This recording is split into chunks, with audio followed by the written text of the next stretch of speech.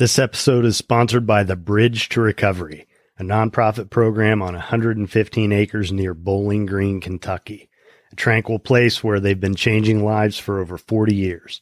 Their people improve their quality of life by acknowledging past emotional wounds and healing from all forms of trauma. The CEO, Paul Hamblin, has been a friend of mine for 20 years. Call him directly at 858-945-7848.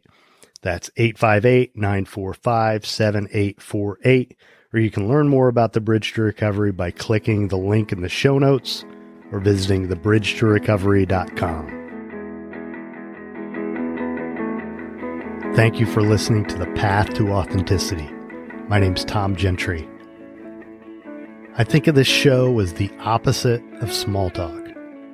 You'll hear real conversations with real people who know who they are.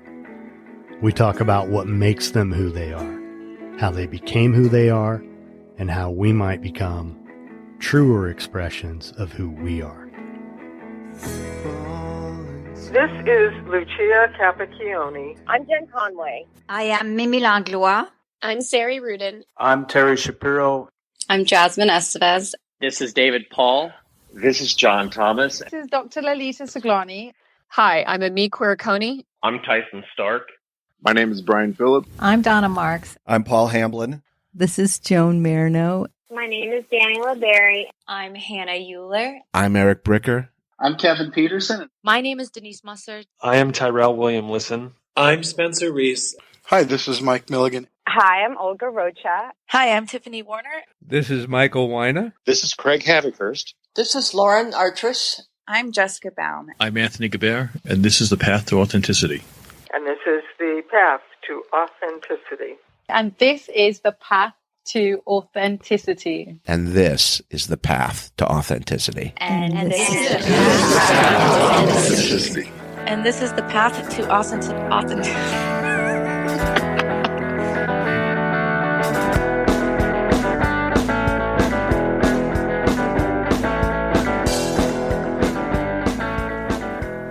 I'm Tom Gentry.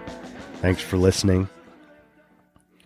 It's the Saturday before Christmas, and I've gotten this funk over the last few days. I feel like complete garbage. So I just kind of wanted to get this episode knocked out. I planned on doing a lot more with it. Kind of a rewind, some clips from a lot of the different guests, and there's quite a bit here, but not all I wanted to do. So I'm going to revisit this when I feel a little bit better. But I feel like there's a lot of good stuff here. So I hope you enjoy it. Happy holidays.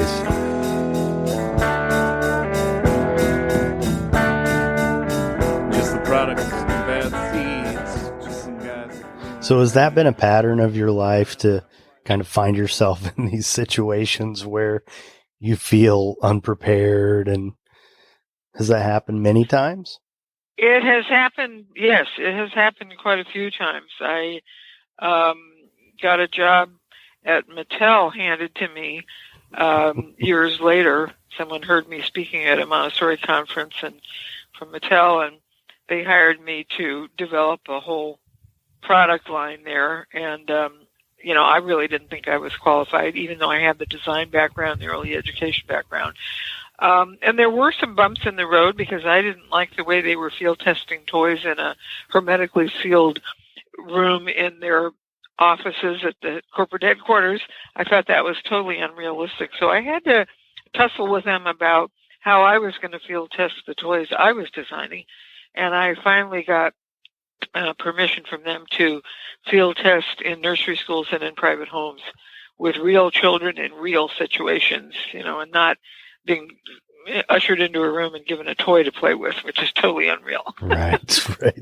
So, but I think another pattern that has come out of all of this, and this certainly was true with the Head Start experience, because I was running a program with 300 children and 12 sets of staffs and 12 centers. It was a big job. But one thing I learned was to really stick to my guns, listen to my heart, and really stand up for what I know to be true. And I had to do that in Head Start because our budget was ridiculously low for classroom equipment. and furniture. I think it was $90, and I just laughed at it, and I gave my resignation because I said, you've hired me to do a job, and I can't do it with this budget from the federal government. And so the Archdiocese backed me up, and we went downtown and talked to the government officials about doing a cross-line transfer and putting the money into the classroom instead of all of the administrative salaries that they had earmarked. So that was a big lesson for me. It's like, stand up for what you believe in. And that's a brave And I've act, always been rewarded Lucia. when I've done that. Yeah. Wow.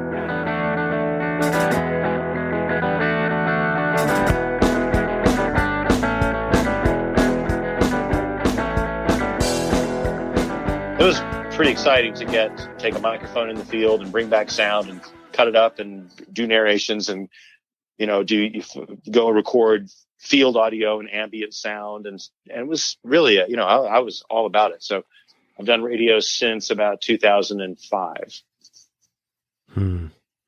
So where'd you grow up?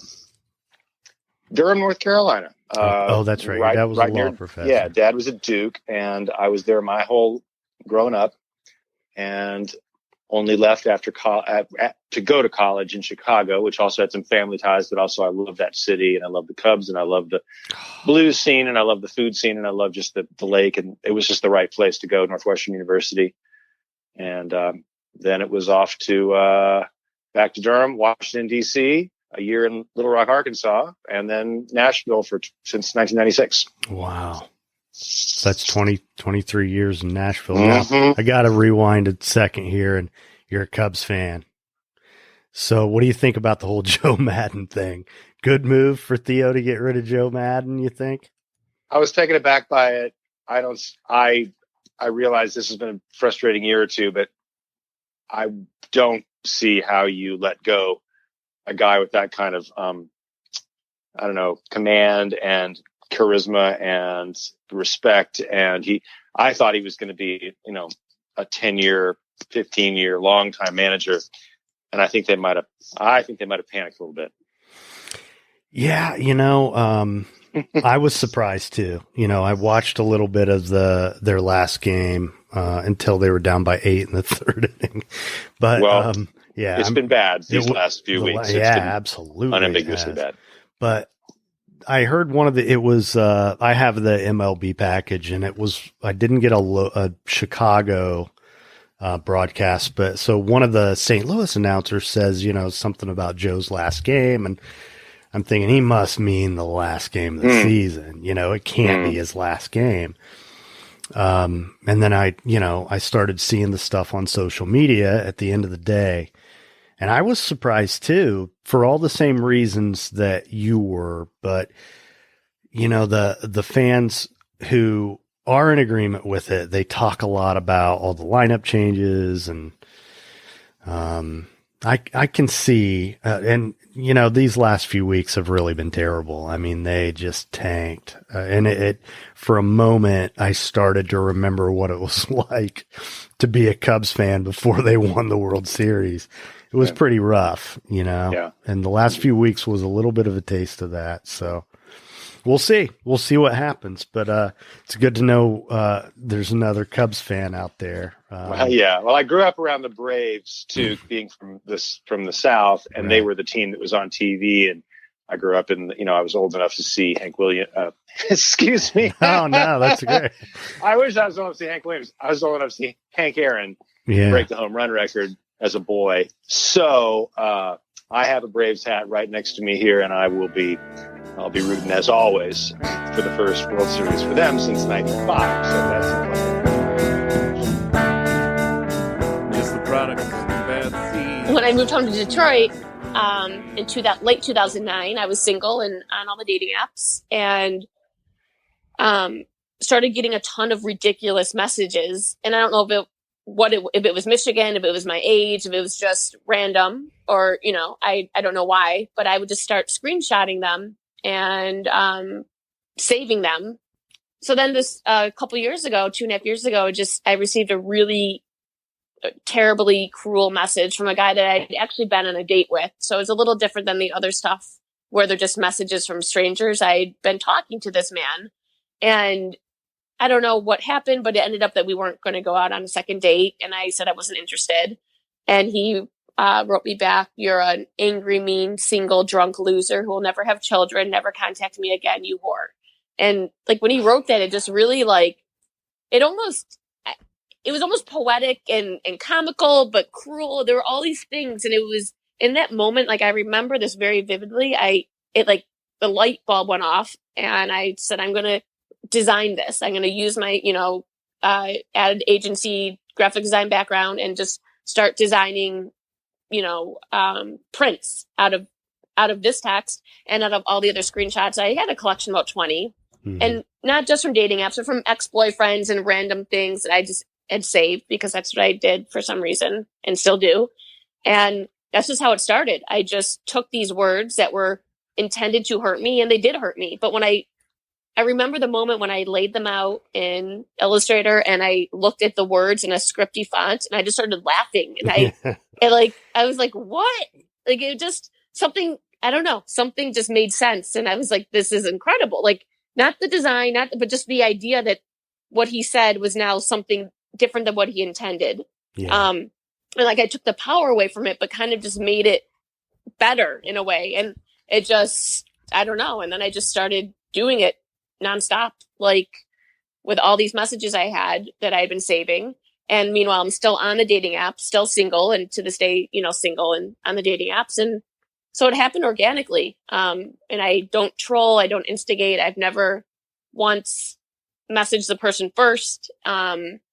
Everything is just as authentic as I can be. Once someone once I do get a message where they're like, will you sit on my face? Then I'll say, why would you say that? Or, I'll reply or engage, but I would never write them first. What's something you want to do to me? Right. And then they write me back. Cause that's foolish. And I think it's obvious that's not what's going on because otherwise it wouldn't be. If that was what was going on, I probably wouldn't want to talk to you. Yeah. No, that's not. It's always seemed very authentic and genuine. Like this is what's really happening. Yeah, these are first-time messages that are sent to me. And when there's a conversation, and there often is a conversation after that initial message, I always post that to show, show context, because context really does make a difference. Absolutely. And I do say things back. Like I'll say you're, inappropriate or whatever I'll say. Yeah. Like I'm not perfect, but I also will never say anything to influence them or instigate or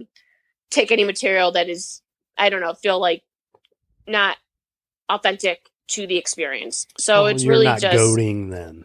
You're not. No.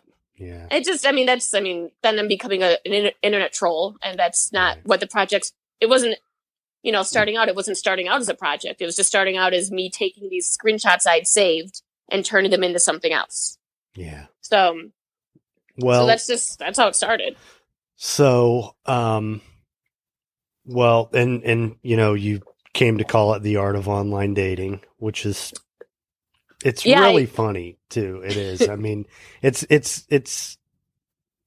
But it's not, it's kind of like the first time I saw, Pulp Fiction in the movies. Yeah. To me, culturally, that was a little different than any other movie I'd ever seen. And one of the things that really, troubled me about that experience was the scene where they're in the car and John Travolta accidentally blows the guy's brains out in the back seat, yet I'm laughing hysterically. Right. And it feels and it's wrong. This same kind of yuck. Yeah. It really is. Well, thank you. What a lovely comparison. I'm flattered. Good. But, one thing I think might be important to touch on is, I am just shocked in general with social media and the anonymity factor that emboldens people to be abusive. Yep. Especially around politics. I was on Instagram this morning and I had somebody who I don't know, obviously. Who knows where the hell they even are. Right. But I commented on a post that the Washington Post did a couple days ago commenting on the irony of something that I'll let your mind wander. And this guy just said, LOL, you sound really stupid. And it's like, it hurts. It's a free-for-all. Yeah, it is a free-for-all. And just in the beginning, there's all that. Mm-hmm. There's so many layers of unpacking. It's like, that's why it's such a deep, rich, textured conversation, not just the stuff that we're talking about, me and you, but just social media in general, and why people behave the way that they behave. And it's kind of like would they behave this way if there wasn't social media, or did we always act this way, but we didn't know about it because there wasn't social media? You know, it's kind of the chicken or the egg. And I just think it's very crazy. And there's definitely college courses that are, you know, it's like in sociology or human behavior. Like this is like really interesting information that we can, you know, scrape from the internet based on this type of interaction. Yeah. And you know, one of the posts I did to promote my podcast where I mentioned you, I said something about, you know, this could like kind of save the world, you know? I mean, like, I really think this is one of those things that like, we need to pay attention to this stuff because to me, thank you. Well, and to me, what this really illustrates is all the distress.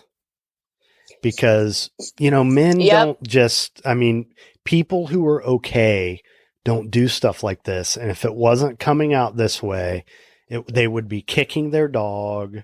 It would be some other way.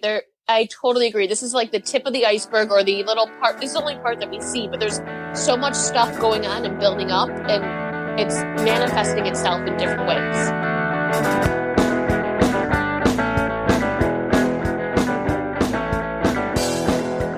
I think when people traditionally think of going to a residential program, they think, well, I must be sick. Right. And I get this a lot from the codependent family members. Right. It's like, fix my son, fix my daughter, fix my husband, fix my wife. I'm not the sick one. Right. What we say to them is, okay, you may not be the sick one, but you're the one in pain. And if we can help you get out of pain, and we can help you maybe set a boundary for the very first time in your life, because in our opinion, for those helicopter parents or those really codependent parents, it's less about their unhealthy relationship with their son or daughter, husband or wife. It's their unhealthy relationship with themselves that doesn't allow them to be the bad guy. Mm-hmm. And so because they might have a deficiency in self-esteem. Exactly. And yes, and because the person across from them they use as the mirror as to how they feel. Right. So I'm going to help you kill yourself, basically. Right. And what's amazing to me is they are the hardest people to get into our program, but we can do some of the best work with those folks, because for the very first time, they may be able to say no, and one, mean it, and two, feel good about it.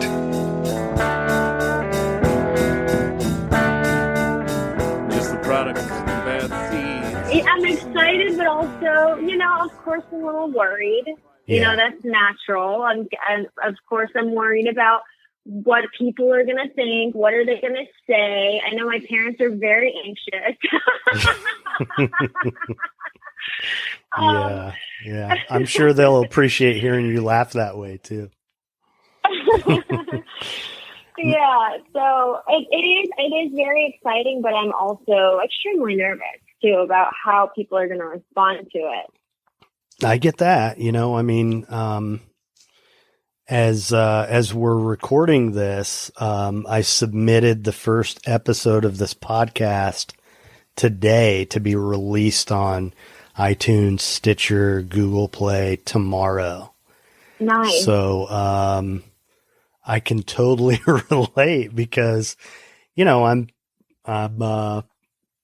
pulling back the curtain on my life to the world. And that's you know, there's definitely some feelings of vulnerability that have come up for me with that. And, even, to the point where I think you've noticed I started with a different title of the show. And, came to learn through this process that I was kind of hiding behind the title, and I needed something that was kind of more out and more about me, rather than using the name of some fictitious person that would then confuse people, So, I can see where, and I imagine you have some stories in your book that are, pretty intimate details of challenges that you've been through, or else what would there be to write about, right?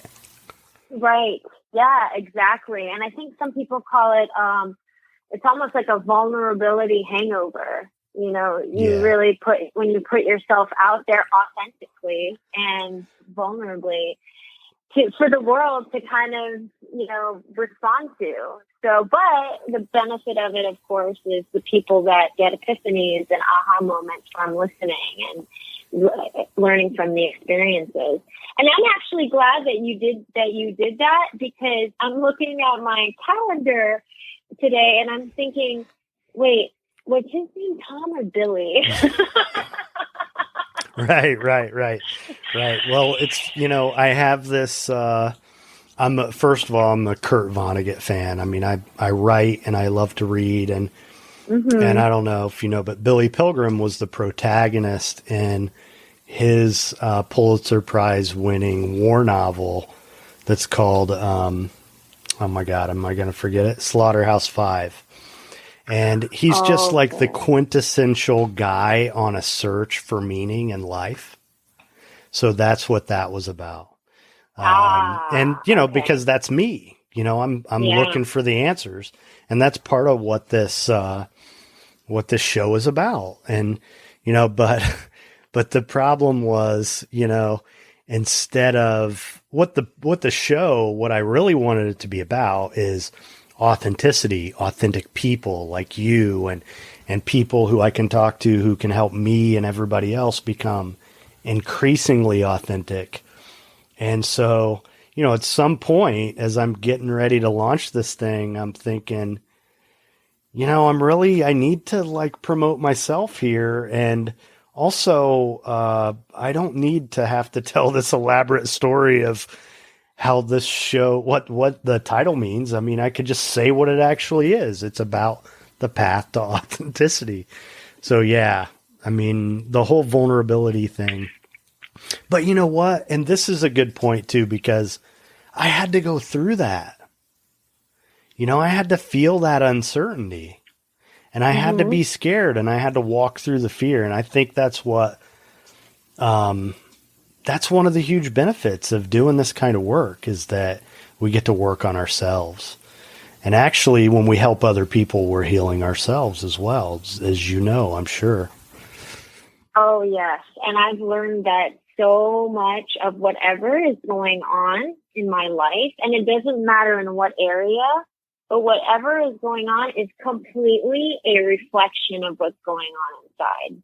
Absolutely. Completely. Every time, for everything, whether it's friendships, relationships, something going on with coworkers, at work, peers, any kind of conflict, anything that I notice and I get agitated with, I usually now stop and look and see, where is that coming from?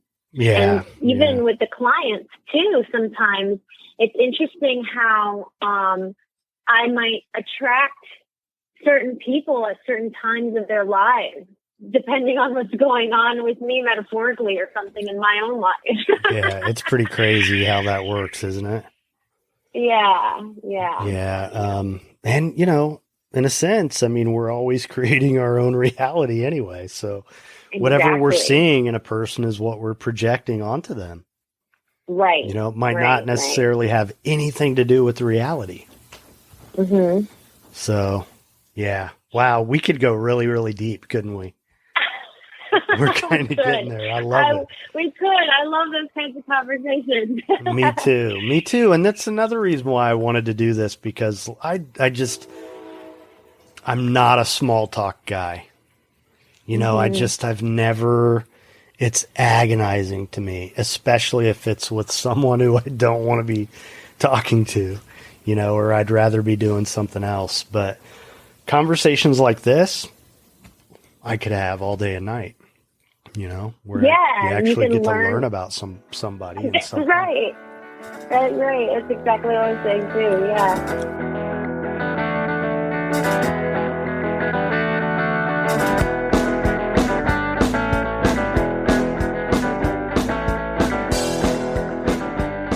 How long has it been since we spoke, do you think? Well, it could very well be 15 years, but maybe it's 10. Something like that. Well, I know a couple years ago you took part in a documentary film. And, I did. And there was a premiere in Miami. Yes. And you invited me to that, and somehow I did. I got my wires crossed with the woman who was in charge of the tickets, and I didn't end up getting a ticket. Oh. It was sold out. Well, yeah, it was sold out. Yeah. Yeah. Oh, that's I'm sorry. Yeah. Well, you can see it on this is not a setup, but you can actually see it now on Amazon Prime. If you have Amazon Prime, I do. It was sold to a distributor, and you can watch it now for free if you have Amazon. What's it called? It's called Voices Beyond the Wall, and it's the story of these orphaned girls in the murder capital of the world finding their voices through poetry. And it's really very moving, and the people that worked on it was an editor who works with Woody Allen, and so the editing is beautiful. It won a prize for cinematography in Europe, I think, and it won a prize for directing in Montana. And then it got sold to a distributor finally, and it's really very beautiful. So what was your role, Spence? My role was that I'm in it, although I told them I was happy for them to make a documentary without me in it. But I won this thing called a Fulbright from the United States government. The Fulbright Scholarship. Yeah, Obama was president at the time, and I applied for this scholarship to go down there. President Barack Obama, who's a hero of mine, and I went down there, and I was there for a year. Now, where's down there? To San Pedro Sula, Honduras, which is the industrial capital of the country of Honduras. Okay. And I lived there for a year in an orphanage, the only orphanage for girls in a country of 250,000 orphans. Wow. And so they have, at any given time, about 72 girls there. And I taught poetry, which had never been done before. Wow.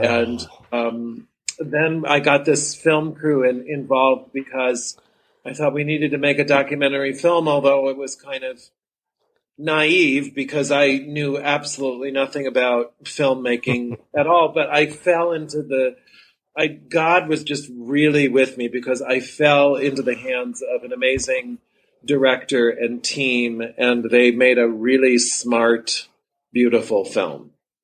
Wow, that's so cool. Yeah, it is.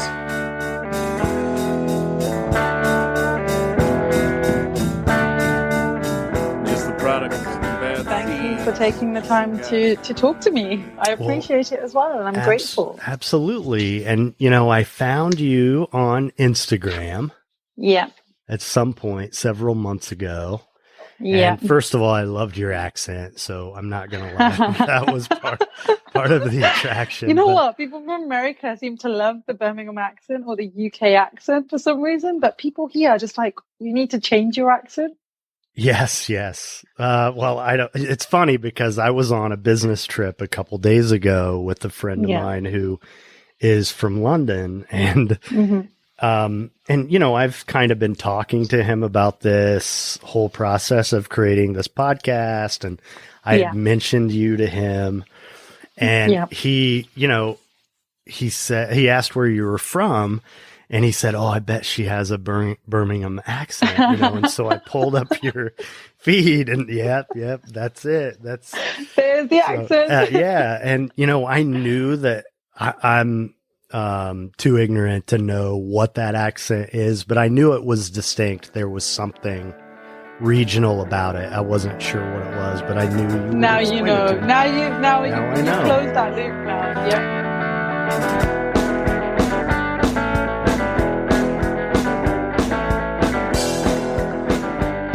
I started using salvaged wood probably about 15 years ago, and and it was simply out of boredom. And I had a pile of like really small scraps at my first house that I bought, and I was making some shelving or something. So I was just looking at these scraps and said, I wonder if I put those little scraps together, if just do a painting on top of it. And that's how all this started. And then it made me realize like how much I do see out at the trash and how much stuff I drive by and, you know, disregard it just as trash. But once I really started going, you know, kind of stopping and looking at these pieces, I really kind of was locked in on, you know, this nice patina of the paint and just years and years of coats of paint and nail holes and wood knots. And it was just all beautiful to me. And then it just kind of hit me that instead of painting over all this stuff, let that, you know, energy shine through in my work and let it kind of do some of the work for the color, you know, in my pieces. But it kind of just made me realize we do live in a world that throws away material that could easily be remade, you know, reused or repurposed to make something, either, you know, affordable housing or art or birdhouses or bird feeders and mailboxes. Like it just goes on, and it doesn't stop with just wood. I mean, you know, metal and plastic, and it's just like you mentioned, it's just a throwaway world right now. And it's sad to me because these are valuable resources that with just a little bit of creativity and imagination, you can make something very cool and very special with, you know, stuff that was heading towards the landfill.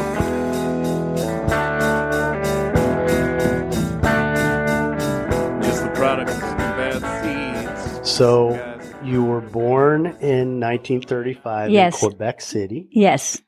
And do you have what's your earliest memory?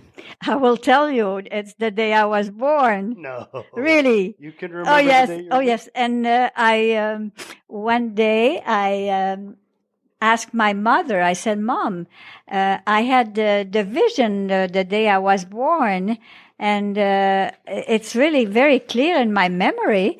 And I said, "You know." I didn't know. I thought I was born in the hospital. And I said, no. I said it was in a room, and I, you know, described what I saw. And she said, yes, how do you know? Yes. And I remember my grandmama was there, and the doctor, the nurse. And I was telling her, and I said, why? You were so tired, and it was like if you were not there for a moment. And she was, oh my God, what's going on? It's true. Yes, I have a good memory of my childhood and everything. I never have met anyone before who could actually remember. Oh, yeah, that but I event. did very early. I start meditation without that, not knowing it was that.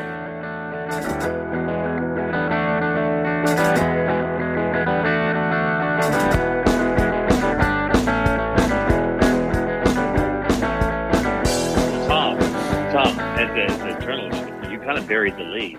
I did. You're right. You're right. You really did. I mean, You're right. Well, you know, to be quite honest, though, you know, and if you don't even remember how. But here's the thing. Here's the thing about me burying the lead. This is supposed to be about you. Well, I'm enjoying. I know you are, and I am too. And I just kind of went with it. I think I'm loving the Tom, the tale of Tom, the Tom saga. It's great, and it's, you know, it's kind of letting me in on the secret of why you're such a good listener, because I think you're really, you know, you've been through a lot and you're sensitive to others. You know, there's one thing about being a sensitive person, but part of being a sensitive person is being sensitive to others, not just yourself. Right. I mean, that's the big, that's the big secret of sensitivity. It's one thing to be, my mother used to say that to me, and in other ways she would say. At one time we were in the car in Texas, and I was in, I think, junior high, and I was mouthing off about something and whatever, and it's just she and I in the car alone, and she screeches her big old car to the side of the road, gravel sprays out everywhere, and this little Texas, probably little farm to market road. And she leans over in the car and she looks at me and she says, John, I want you to listen to me, and I want you to listen to me very carefully. I want you to stop trying to be interesting all the time. All you do is try to be interesting. Look at me, how interesting I am. Be interested, and I promise you, things are going to work out just fine. That's great. That's great. Wasn't that great advice? Yeah. It was really great. I don't know that it totally penetrated at that age, but I mean, she made her point, and it's stuck with me, and it's true. And I, the thing about you is that you are, you're a guy who is, sensitive to others, and you're a good listener, and kind of makes sense now with what you, what you've been through. Just the product of bad seed. So many people think, oh, my child was fine, it was good. I mean, we weren't perfect. But then when you start recognizing what's going on in their life now and it's not working, it's clear that something inside of the person is not healed. And that's why their life isn't working now. And the addiction is just a symptom of that. It's not really the main problem. Mm-hmm. And so that's the template. And then the imprint is the part where we get fixated romantically. Mm-hmm. That first, that major passionate feeling towards someone, the way that person looked gets branded in our brain. And so we tend to treat that person as the one and only type of look, type of love object, because it has been imprinted. And then we go through life not really understanding what a good connection looks like and what a compatible connection looks like, because we have the pain template, and then on top of that we have the romantic imprint. So two people get together who are strongly attracted to each other, but their wounds will collide with one another. And if they use that to heal, then they're into the growth phase, but more often than not, they re-injure one another. Pretty heavy stuff, yes, isn't it? Yes. So, yes, and it takes a lot of courage to face that and to work through it.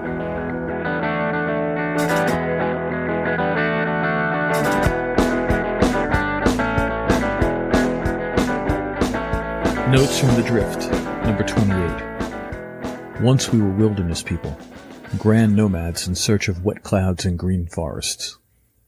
Once we were rhizomatic, uncentered, a network of roots and branches provoking new paths and new becomings. Once we were fluid, soft, and far more analog. It started with the gear and the cog, the repetition of notches and edges that made life uniform, balanced, and predictable. Though the belt, the axle, and the wheel are equally suspect, the true felon is the digital. The gate and the switch, the parade of bits that pixelated our world with approximations.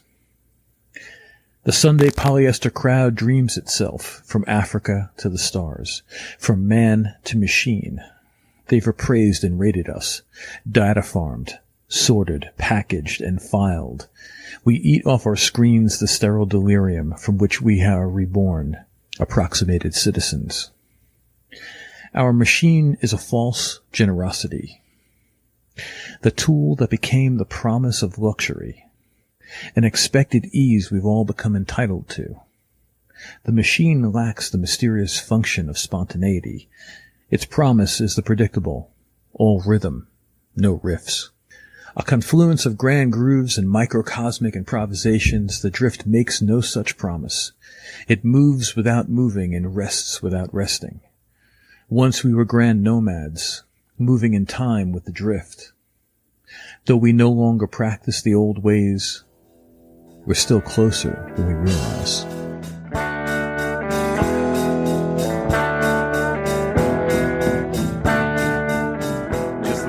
my passion also before this has always been, like I said, a creative problem solver, an entrepreneur, and a business person.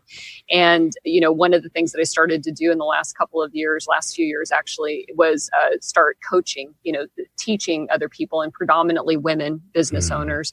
And, through the experiences of the last couple of years and all the knowledge and experience and that I've learned through the podcast and just through my own research and learning and growing, is applying a lot of that back to business and back to coaching. And so, outside of the podcast, I do training workshops with women, really helping identify where we can be held back at times in business because of things that happened like this. Like, a lot of people think that you have a personal brain and a business brain, and they don't understand it's all one brain, And so, the writing is really focusing in on the integration, of what does psychology, neuroscience, trauma have to do with us as business people. And so there's a couple of books that are in the works right now that are around that topic.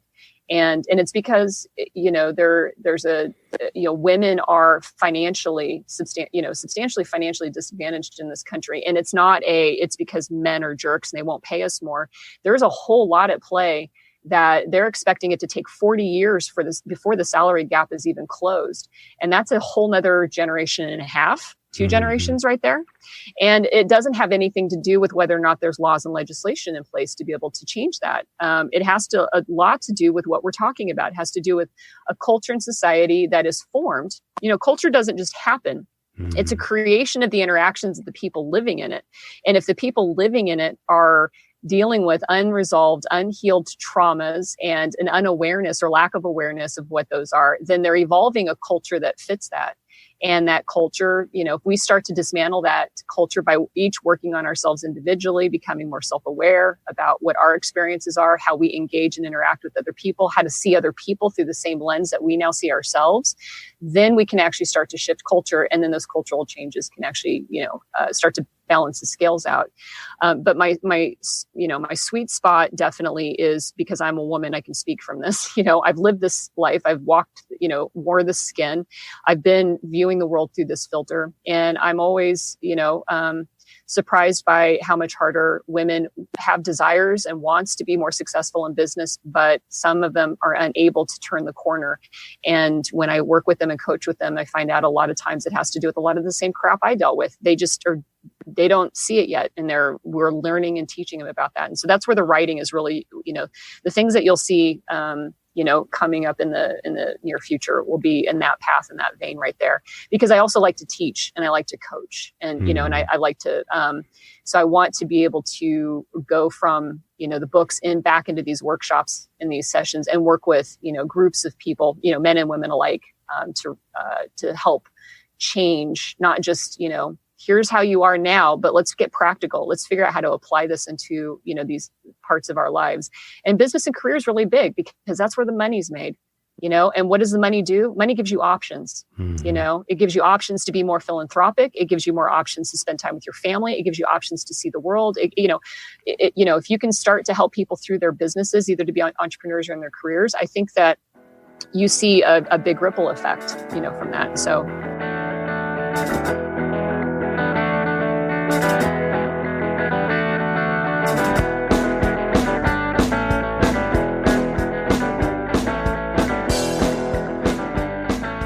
I, like a good person, like a good drug addict, alcoholic that's been in multiple treatments, I smuggled my phone in. In this place, there's very little cell service. It's out in the middle of nowhere. Yeah, but I smuggled it in.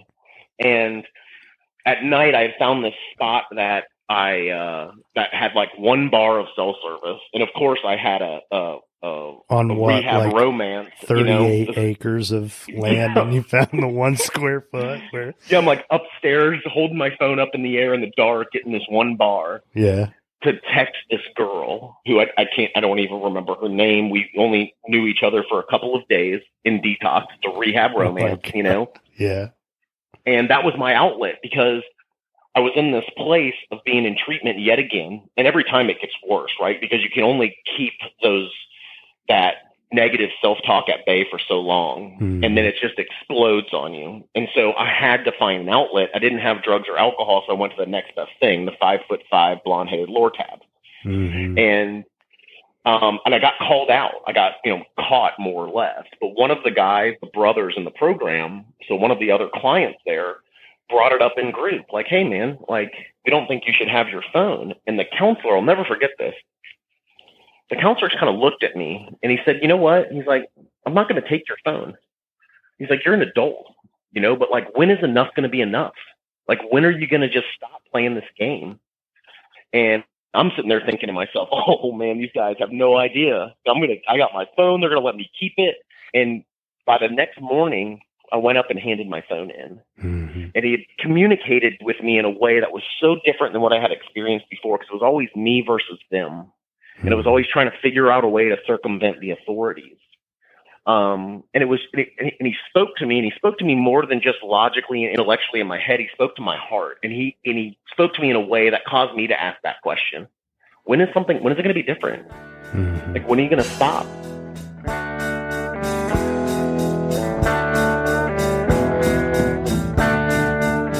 Just the product of bad seeds. I have a series of pictures when my daughter was placed in my arms. We were in a room that was super small, and it probably was uniting 50 families with children that were terrified and family members that were as terrified as those children were. And the volume, the vibration and the volume in that room, I perched myself back by a window just so I could steal my heart from all of that chaotic energy, because I really wanted to be as peaceful and as still and as present as I possibly could when my daughter was placed in my arm, because I knew she was going to be just terrified. She was 10 months old. She had been placed in a van. She had never been out of the orphanage. There were 42 children with 2 caretakers, so she hadn't been held a lot. Many of them had gotten sick on the van. They were disoriented. My friend captured a picture of her being carried in by the van driver, and he was holding her out like a little animal. On fire or something. Yeah, like, I don't want to get burned. I mean, this kid is like screaming, and the terror in her was just profound. So I'm sitting on the couch. I'm holding my daughter. I'm trying to still her. I'm trying to still myself. And my friend is snapping a picture. And at one moment, we both look at her, and we have this terrified look, just like, she looks terrified, I look terrified. It is just a terrifying picture. And then she captured a moment where I'm holding her, and she looks, I'm saying, Mama, I'm here. Mama's here. And she looks up, and her eyes connect with my eyes, and I go, we're home, honey, you're home. And from that moment, our souls were linked. There is not a shadow of a doubt. In fact, I had said to you when you asked if I would be willing to talk and include adoption, I said, I need to run this by my daughter and see what she thinks. And I said, Kirsong, what do you think about me talking about adoption? She said, I think it's great. Can I come too? And I said, I don't think that's going to work, honey, but is there something important that you want me to convey when I'm talking about adoption? And she says, I will pick you, Mama, over anyone else on the planet. Wow. And it just fills my heart when I think how blessed I am that, that there was a divine plan that picked us to learn from each other, grow with each other, grow together. I'm beyond thankful. And as I'm listening to you, we're talking about this, what I'm thinking about is how blessed she is. Because I have come to learn that adoption is so misunderstood. And to have someone as an adoptive parent who has the insight, the compassion, aside just from the fact that you wanted to be a mother so badly. You also, I mean, you're a trained professional. So, and that doesn't always work with our families, as you well know, but you know how to validate her. Yeah. And I say that in tongue in cheek because, you know, one of my own bruises growing up in a family that had addiction was minimization. I'm a minimizer. It's not that bad. It was my survival mechanism. Deny. It's not that bad. It's not that bad. It's not that bad. So validation has come late in my life. I mean, really late in my life. I think my friends and my family members and coworkers would say, yeah, Joan is definitely still in process with that validation piece because there's still that knee-jerk response of dial it down. It's not that bad. It's not that bad. So, you know, of course, I adopt a maximizer. I mean, she dials it up. It's a 911.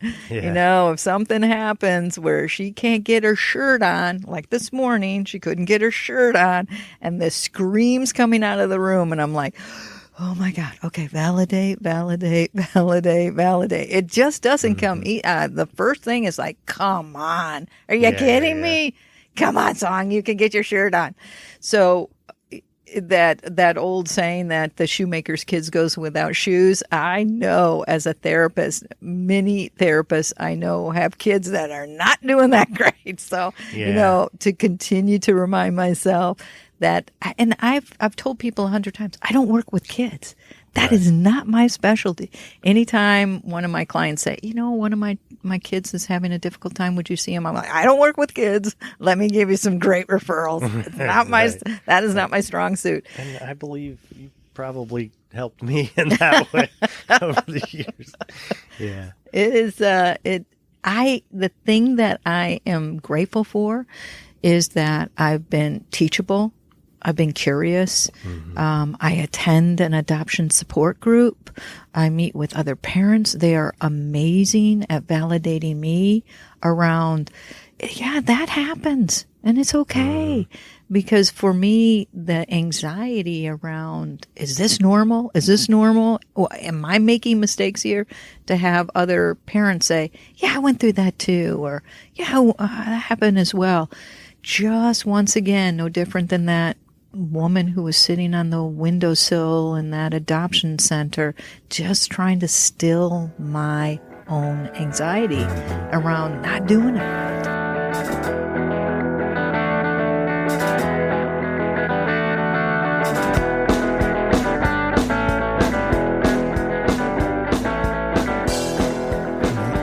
We grew up in the same town, obviously, and Kokomo, Indiana. And this will not be the first episode that Kokomo has come up in conversation, believe it or not.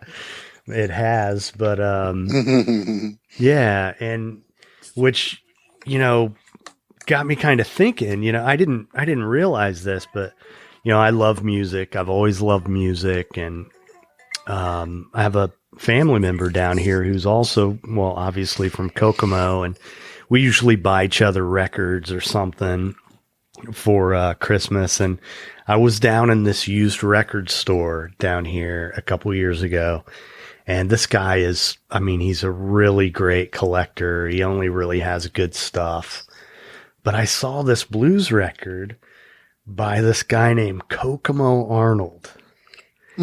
And, you know, I didn't know that this guy existed, and that what eventually became the song Sweet Home Chicago was originally the old original Kokomo blues about Kokomo, Indiana. But that wasn't written by Kokomo Arnold. No. It was written by Scrapper Blackwell. That's right. and Leroy Carr out of Indianapolis. Right. But Kokomo Arnold, that's where he got his handle. And that's the song that kind of made him famous, right? Not really. There was another term. I'm going to Kokomo you. I'm going to Kokomo you. Which one? I'm going to Kokomo you, baby. That's right. And that's right. Which means, tell me. I'm not exactly sure what it means. Speculate. I don't know. It could mean all kinds of things. But that's been tossed around quite a bit.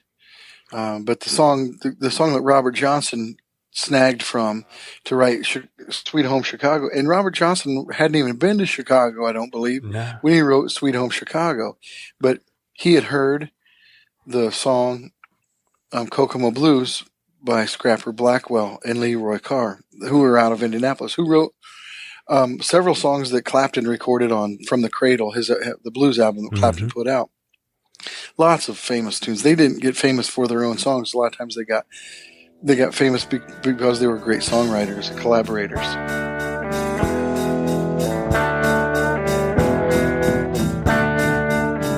Just the product. I'm blessed. I'm honored. It's a privilege. People thank me and they're like, I couldn't have done it without you. Like, I'm so apologize for losing it or whatever kind of crazy, irrational postpartum stuff that happens. Or because, you think, oh, I should have said this, or I'm sorry I said that. I'm like, you don't apologize for anything. You're freaking rock stars. Like, I get to be in front of like the strongest women all the time. It's amazing. It's great.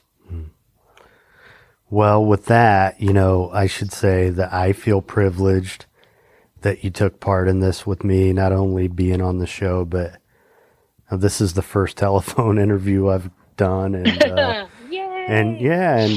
it's probably going to be the third episode, I guess. And, I can't thank you enough for being here, being on the show, and all the support you've given me with the photographs. And I called you this afternoon to, talk about a little, sort of tiny little crisis that I felt like I was going through that you talked me through this afternoon. And, I got to thank you for that. And, I try to doula everybody that I can. Yeah. But, it's been pretty awesome we've come a long way from Mr. Uncle's math class. I'm glad you remember his name, because I really actually didn't even remember his name. What I remember more vividly is what a goof he was. He's one of those guys who was always trying to be funny. And he was never that funny. He was never that funny. And the fact that he thought he was so funny, even though he wasn't, kind of made him more funny. Right. Yeah. He's one of those guys. So math teachers inevitably have the weirdest, like, they have a disconnected sense of humor. They're just not on, Yeah. Yeah. They can't compute. Sorry if there are any mathematicians out there, but maybe it's because they're such a boring. I can't imagine doing that for a job. It would make me want to scratch my eyes out. I couldn't do it. So anyway, I totally appreciate the beauty of math, by the way. Yeah, to the mathematicians out there.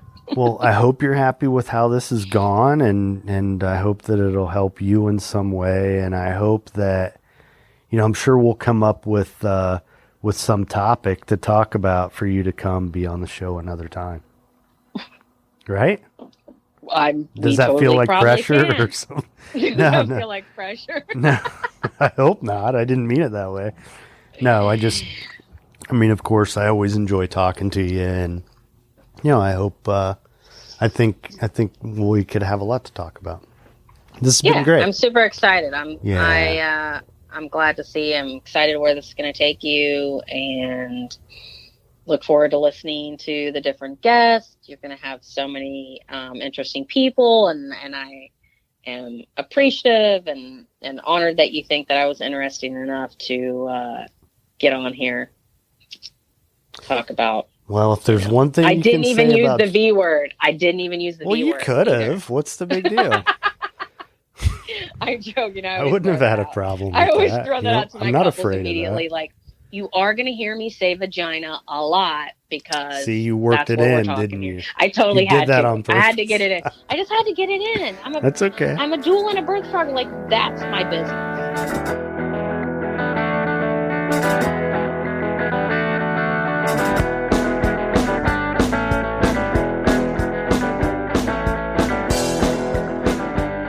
when we talk about like following the right path, you know, really like following the right path and your heart is good, that's about being able to look around you and see what actually is good and then moving in that direction as opposed to chasing other things that you think you have to chase because your ego or, you know, your internalized parent is telling you, do this, pursue this, get that. You need those things. That's what actually defines you as, you know, a successful human being. Right.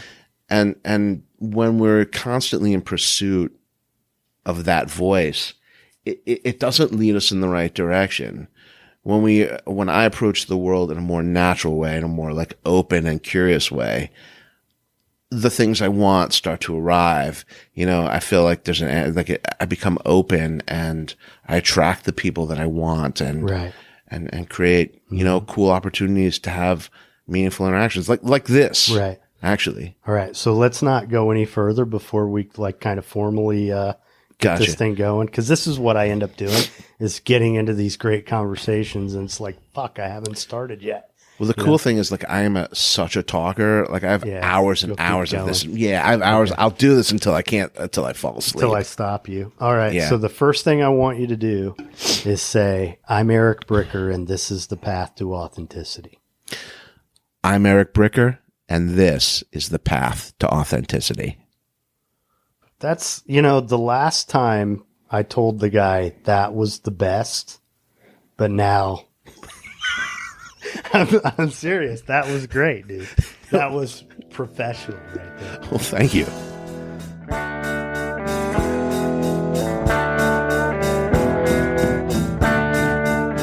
Just the product of bad seeds. Just some guys. I think that we're really, like the millennials, we're really working through breaking old structures, through breaking old patterns, realizing that it doesn't have to be the way it's always been. And that is when you decide that you want to go after that dream and that passion, there's a lot of stuff you have to break down. There's a lot of stuff you got to get through.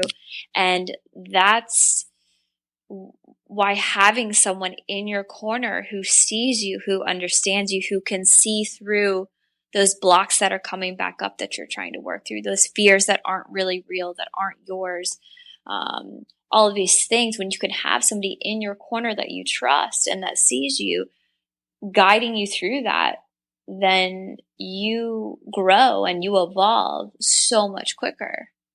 And I think that just pairs with our society wanting to get things quick and fast and you know, we want to change, we want to be fulfilled, we want to live these dream lives, but we also want to do it quickly, right? So, you know, how do you do that? You find someone who's completely aligned and you kind of leverage their expertise.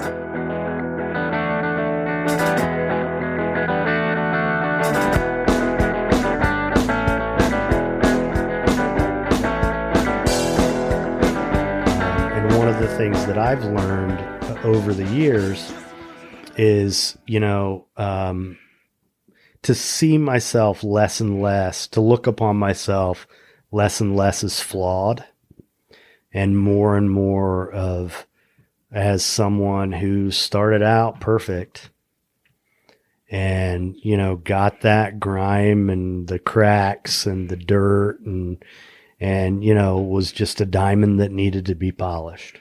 Yeah, you know, that's the thing. And you know, if we want to stick with the diamond metaphor for a while and the pressure that it takes for a diamond to become a diamond and then, you know, get polished up back to that form. And a lot of times that's what it takes is pressure and stress and to get that diamond back to its true perfection that you're talking about. We're all born that way, and things that happen in life shape us and mold us and scratch us and get us dusty. And it's all about, no matter what it is, whether it's an addiction or any other kind of issue, we're all deserving of being polished and shining in our true form so that we can then go out and become diamond polishers for others, right? Absolutely.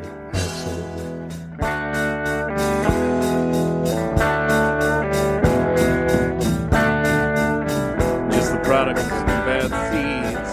Just some guys that ruined the weed. So emotional acceptance is a natural process that occurs within the body. So all I do is get someone to feel their emotions and let the energy just play out until they don't feel the same way. And they can feel that when they go back into a certain thing that has triggered them, they will not feel the same way about it.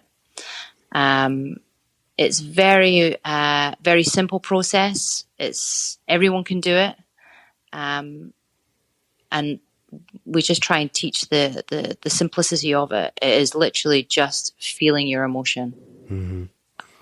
So, if you don't know anything about this, it might sound a little strange that, you coach people and it's as simple as just feeling your emotions. But, one of the things we had, was it 3 sessions, you and I?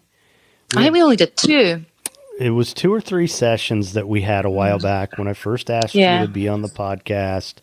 You'd talked about how I think it would be really useful for you to experience this. And you were exactly right. I mean, it would have been hard to really have an informed conversation with you about this if I hadn't gone through it with you. And so basically what you did is you asked me to come with something that I was maybe struggling with emotionally, or something that had been taking up a lot of space in my world. And so I did. And, walking me through the process, it was just so much more impactful and meaningful than I expected it to be. And, I'm a guy who's done a lot of work on myself. I've never been afraid of therapy or anything and I didn't really come into it knowing what to expect. But, you did this thing where you told me to hold on to my heart and to, really just be in my feeling, just really being present in what I was feeling. And, really you just kind of coached me through the process of staying there. And because quite often we just move out of something when it doesn't feel comfortable. You don't know where it's going to go.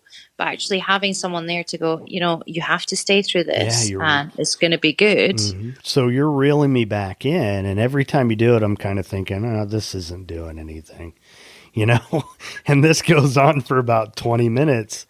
And then the next thing you know, I'm like a bucket of tears. I mean, you remember, it was intense. Well, I remember you specifically saying that this is the emotion that you've been trying to process for the last 20 years. And we did it in, like you said, 20 minutes.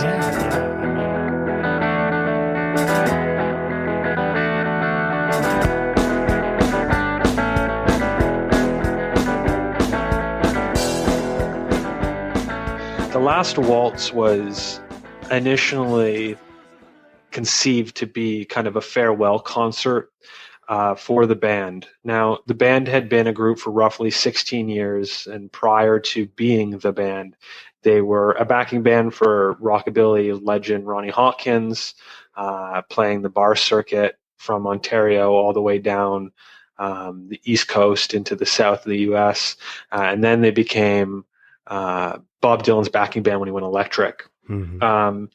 So more or less, they'd been beating it out on the road for a very, very long time. They had been grinding, driving in small cars, Cadillacs, taking uppers to stay awake. And at least, as Robbie puts it, one of the members of the band, is they were just over with that. They were seeing the implications that may lead.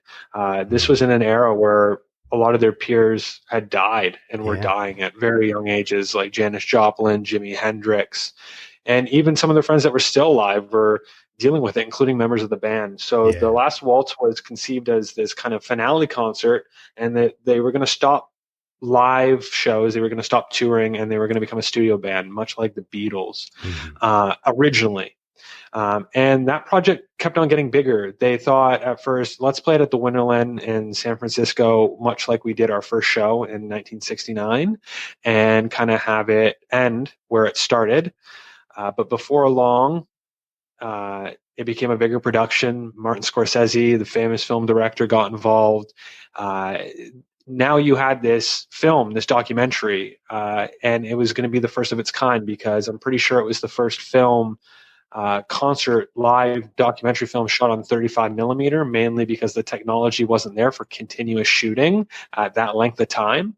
And it became a multi-million-dollar thing with an album release. And The Last Waltz, originally recorded on Thanksgiving of 76, I believe, and then was released a few years later, became this kind of legendary music doc. It was kind of one of the first of its kind. You had other films like Gimme Shelter and things of that nature, but this was crazy because the band was well respected and big in the culture at the time, but you also had an all-star cast of characters, and the band wanted to play their songs. They wanted to play the Pierce songs. So Neil Young, Bob Dylan, Ronnie Hawkins, Neil Diamond, Muddy Waters, all these classics were in this film. And it's really a culmination of everybody's respect for music and getting together and having a good time.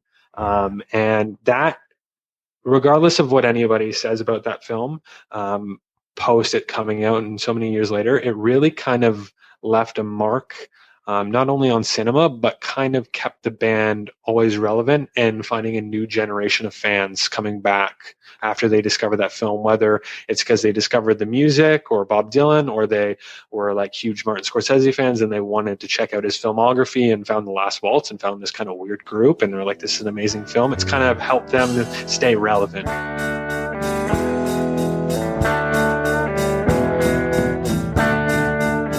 Just the product. I got my bachelor's in Manhattan at Fordham University, and then I went for a master's in branding, and which is actually serving me now, but I never thought I would use it. And then I moved down to Florida when I was in a little bit of a depression, a major depression actually. I started working with horses. I had been a horseback rider my whole life, and I became a professional equestrian at that time, and I did that for 7 years. And then I realized I didn't want to do that forever. I wanted to help people in a different way. So I went back to school for mental health and really wanted to treat depression, which is actually probably one of the harder diagnoses for me to treat. But I ended up in addiction, and I just loved addiction. I loved everything about addiction. I loved the spiritual aspects of it. So I really thrived helping addicts. And then it kind of morphed into building family programs and helping the codependent side of that coin. So I built a couple and I ran a few, some of which you know. And so now I love working with addicts and the family system. And that's kind of how I landed here.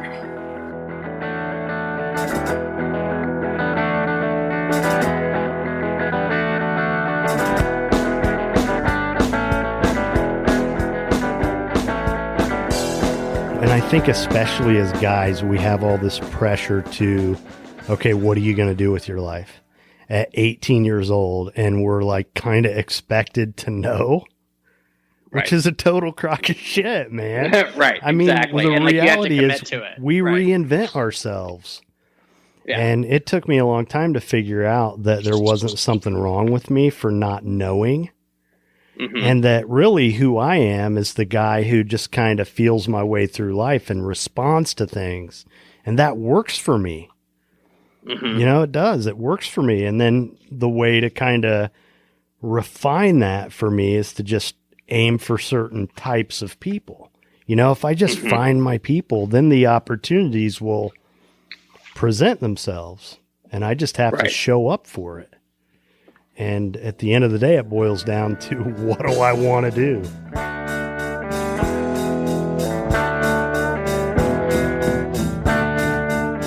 Just the product. Thanks for listening to The Path to Authenticity. If you'd like to learn more about our guest, you can find links in the show notes or visit our website at thepathtooauthenticity.com. If you're interested in becoming a sponsor, if you have a suggestion for a topic, or you know someone who would make a great guest, email the show at thepathtooauthenticity@gmail.com. If you enjoyed this episode, please leave a review on Apple Podcasts. If you know someone else who would enjoy the show, or even just a particular episode, please share it with them. Every little bit helps. If you're not already a subscriber, please consider becoming one wherever it is you choose to listen. You can find the show on Patreon, where by becoming a patron, you can hear episodes before they're released publicly. You can gain access to supplemental content. There are other benefits in the various tiers. Visit patreon.com/thepathtooauthenticity. Join our Facebook community or follow the show on Instagram, both at The Path to Authenticity. We also have a YouTube channel. You can connect with us on Twitter or Pinterest. To hear the songs from this and every episode, you can find the Path to Authenticity playlist on Spotify. Obviously, there are a lot of ways you could be spending your time, so I appreciate you spending some of it here with me. I'm Tom Gentry. Thanks for listening. Be nice.